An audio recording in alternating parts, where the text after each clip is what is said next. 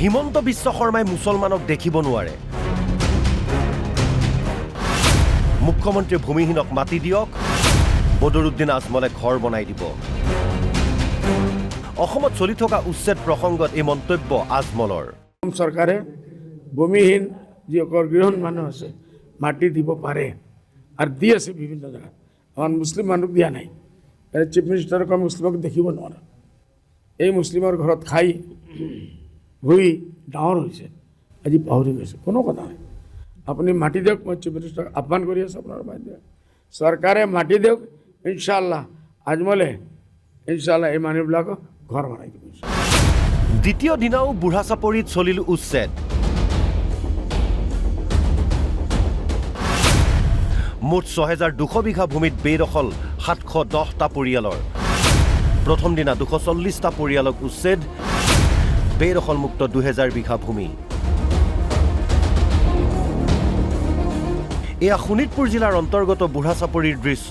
৩৮খন excavator আৰু ৬০খন tractor লগতে কেইবাশ আৰক্ষী আৰু অৰ্ধসামৰিক বাহিনীৰ জোৱান লৈ প্ৰশাসনে চলালে উচ্ছেদ। সোমবাৰে অভিযান চলাই ২৪০টা পৰিয়ালক উচ্ছেদ কৰাৰ লগতে বেদখলমুক্ত কৰিছিল প্ৰায় ২,০০০ বিঘা মাটি। একাংশ বেদখলকাৰীয়ে উত্তেজনাময় পৰিৱেশৰ সৃষ্টি কৰিব বিচাৰিছিল যদিও আৰক্ষীয়ে সেয়া নিয়ন্ত্ৰণ কৰে। ইফালে অঞ্চলটোৰ একাংশ স্বয়ম্ভু নেতাৰ অভিযোগ, চৰকাৰে বাছি বাছি কেৱল মুছলমানকহে উচ্ছেদ কৰিছে। গাদী ৰক্ষাৰ স্বাৰ্থত মুছলমানক উচ্ছেদ মুখ্যমন্ত্ৰীৰ। এই চৰকাৰখনে চাওক, আমাৰ সংখ্যালঘু অধ্যুষিত অঞ্চলত যিখিনি চাইছে চৰকাৰী মাটি ততে উচ্ছেদ কৰি আছে। আৰু উচ্ছেদকালী অকলকালি আমাৰ চৰকাৰী মাটি সংখ্যালঘু অধ্যুষিত অঞ্চলতো নহয়, আপোনাৰ হিন্দু এৰিয়াতো আছে, কিন্তু তাত উচ্ছেদ কৰা নাই। কিন্তু তাৰ মানে আমাক উচ্ছেদ কৰা এটাই কাৰণ, তেখেতৰ যিটো ২০২৬ চনৰ যিটো বৈতৰণি ইলেকশ্যন যিটো নেকি বৈতৰণি পাৰ কৰিবৰ চেষ্টাত আমাৰ সংখ্যালঘু মানুহৰ মাজত ভৰি থৈ কান্ধত ভৰি থৈ তাৰমানে সেই নিজৰ গাদী সুৰক্ষাৰ স্বাৰ্থত এই উচ্ছেদ কিন্তু অভিযান চলাই আছে। গতিকে মাননীয় মুখ্যমন্ত্ৰীৰ ওচৰত আৰু আমি কিনো ক'ম।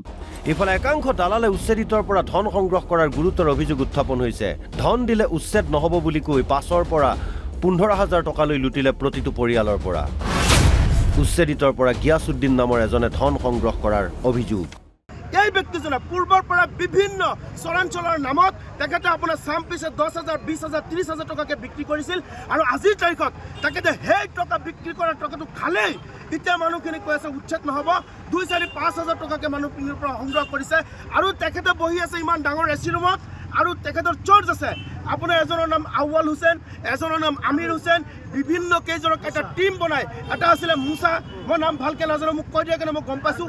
এই ব্যক্তিসকলক দি পেলাই তেওঁলোকে গোটেই চৰাঞ্চলৰ পৰা আপোনাৰ তেওঁলোকে মনাই মনাই টকা সংগ্ৰহ কৰি পেলাই কুলাৰ পলিথিনত ভৰি মনাত টাঙি পাচলিৰ দৰে তেওঁলোকে লৈ গৈছে। ইফালে বুঢ়াচাপৰিৰ এই উচ্ছেদ ৰাজনৈতিক স্বাৰ্থত কৰা বুলি অভিযোগ সদায় মিয়াৰ স্বয়ম্ভু হত্যাকৰ্তা বিধাতা বুলি ভবা বদৰুদ্দিন আজমলৰ। এইটো চৰকাৰক আমি ধিক্কাৰ জনাই আছোঁ।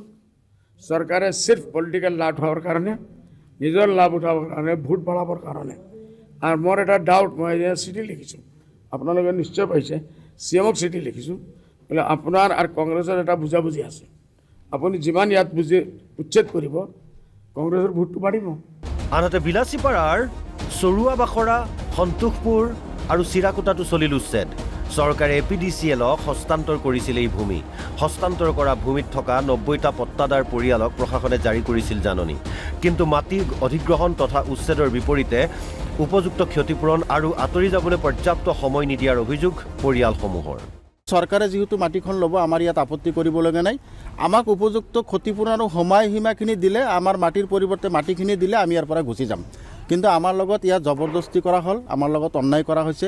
ইয়াৰ চাওক, মোৰ পিছফালে ঘৰখন, ৰাতি ১২ বজাৰ পৰাহে আমি এই ঘৰখন খুলিবলৈ আৰম্ভ কৰিছোঁ।